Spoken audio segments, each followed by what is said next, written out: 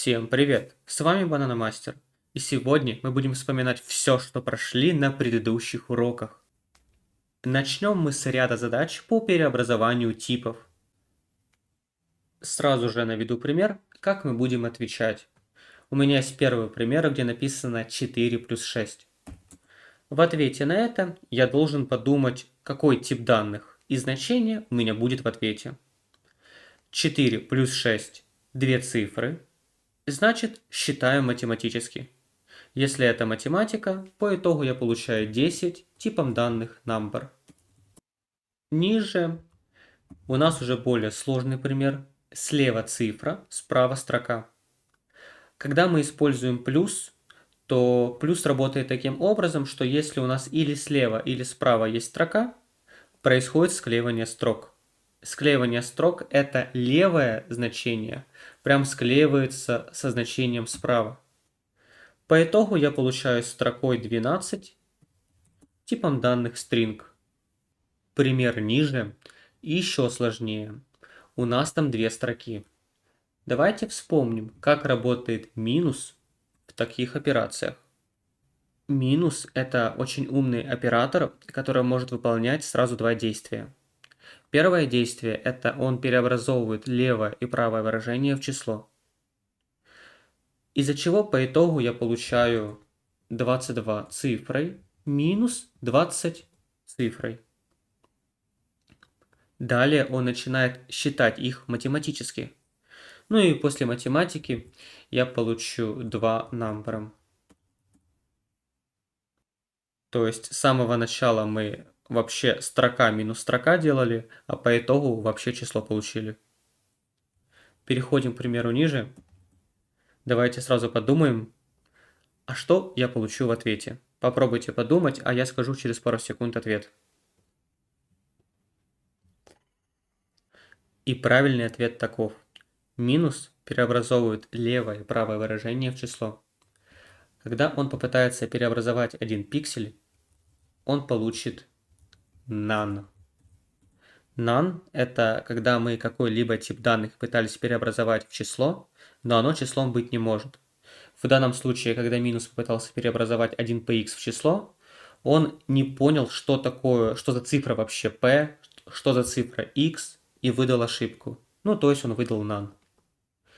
По итогу, когда минус выполнит свою первую задачу, преобразование типов, я получу none минус none.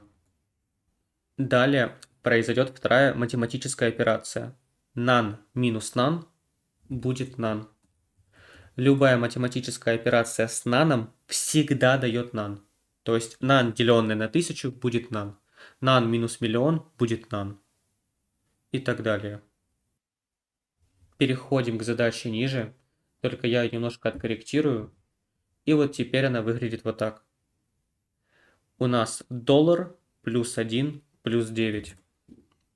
Изначально у нас будет выполняться код слева направо, и значит первое действие, которое произойдет, это $, плюс 1. По итогу у меня что? Строка плюс число, значит в ответе получаю строку. И это будет $1. Следующий этап это $1 плюс 9. Опять строка плюс число будет строка. По итогу я получаю $19. Следующая задача похожа, но тут у нас первым этапом 1 плюс 4. Из-за того, что 1 и 4 это цифры, у нас будет считаться все это математически. По итогу я получу 5 числом. Далее 5 числом плюс px. Цифра плюс строка будет строка. Значит, по итогу это будет 5px строкой. Опускаемся ниже. И тут у нас уже строка плюс 1. Опять то же самое правило. Если у нас есть строка, то я по итогу получаю 1 строкой. После чего я буду 1 минус 0 делать. И у нас есть уже минус. Минус в программировании выполняет сразу два действия. Первое – преобразовывает тип данных, То есть я получу 1 цифрой минус 0 цифрой. А следующим этапом уже буду все это считать математически. Ну, по итогу я получу 1. Типом данных number. Опускаемся ниже. Следующий пример я немножко скорректирую, потому что он такой же получится. Я сделаю вот так вот. И мы начнем это считать. Значит, опять же то же самое. Строка плюс 1 я получаю 1 строкой. И далее 1 строкой плюс 0 я получаю 10 строкой. Окей, преобразование типов мы сделали и можем переходить к следующей задаче. Для следующей задачи мне потребуется немножко HTML-кода. Вот, я его заранее сделал. Выглядит это так, что у меня есть input, кнопка и div. По задаче я буду вписывать что-либо в наше поле ввода и при клике на кнопку буду выводить это ниже в div. Такие задачи мы на самом деле уже часто решали, поэтому вам будет это очень просто. Сейчас мы по этапам вспомним, что и как нужно делать, чтобы решить эту задачу. Изначально перед решением нам нужно подумать, какие вообще HTML-теги потребуются нам в JavaScript, чтобы мы решили эту задачу. Значит, мы будем получать данные из поля ввода, значит, нам нужно получить поле ввода. Мы будем кликать по кнопке, значит, нам нужна кнопка. И также результат будем выводить ниже в div, значит, нам нужен и div. То есть для решения мы будем подключать в JavaScript все вот эти три тега.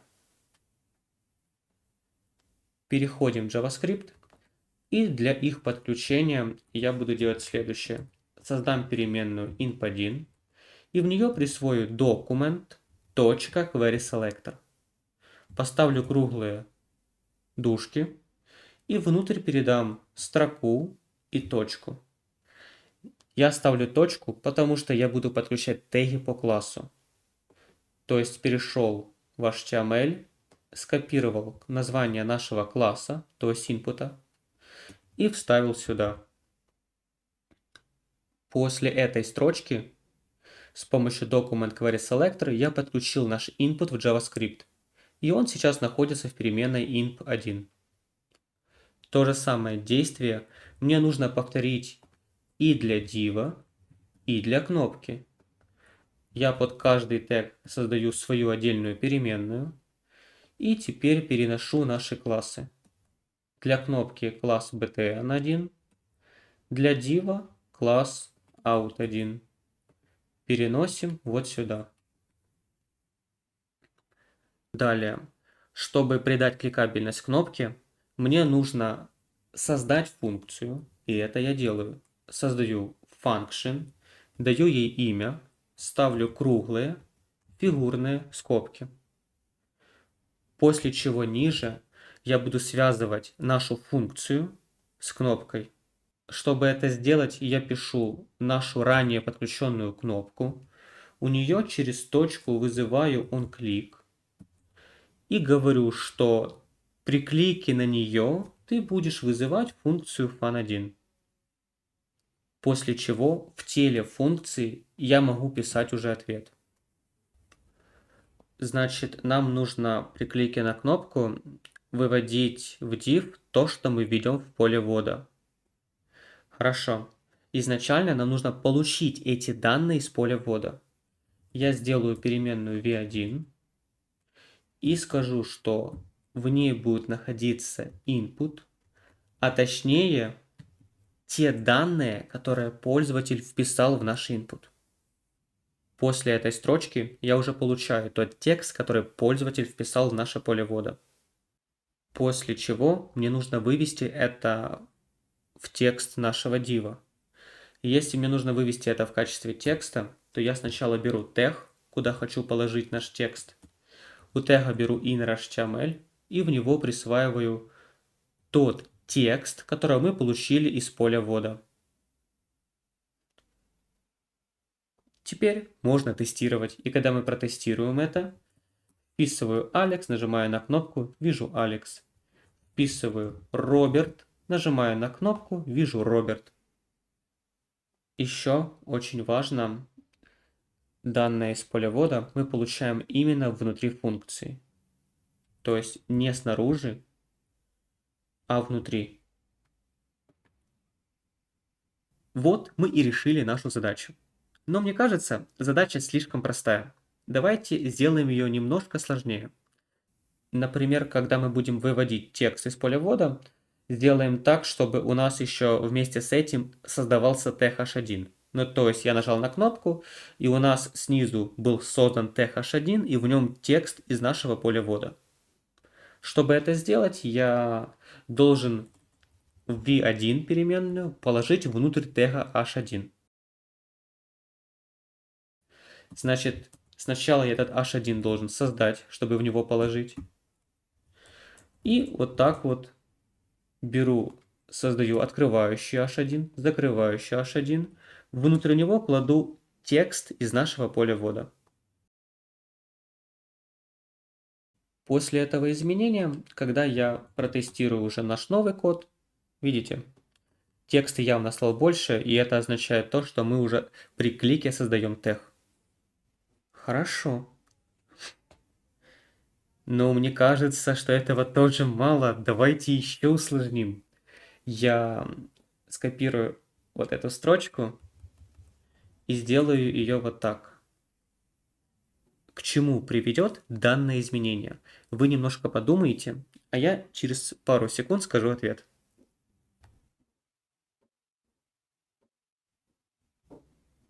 И наш правильный ответ. Данное изменение приведет к тому, что у меня будет к старому значению добавляться новое. Ну, то есть я вписываю 1, нажимаю на кнопку, появляется 1, вписываю 2, и к нашей единичке ниже добавится двойка. Очень надеюсь, вы ответили правильно. И переходим к нашему финальному усложнению. Вот эту запись можно написать чуть-чуть короче. Чтобы сделать ее короче, я удаляю повторение, удаляю этот плюсик и говорю, что он теперь будет находиться перед равно. То есть по факту я переместил плюсик перед равно. Данная коррекция будет работать абсолютно точно так же, как и предыдущий код. И это значит, что если я напишу сюда 1 и нажму кнопку, напишу 2 и нажму кнопку, будет точно такой же результат. Ну что же, мы вспомнили некоторые азы перед нашей контрольной, и перед ней я желаю вам удачи. Очень надеюсь, что вы легко справитесь с контрольной и наберете хотя бы 75% правильных ответов. Ведь если ниже, то очень рекомендую проблемные места, ну то есть там, где вы сделаете ошибки, уроки по ним пересмотреть заново. На этом все. С вами был Бананомастер, разработчик, который может объяснить все.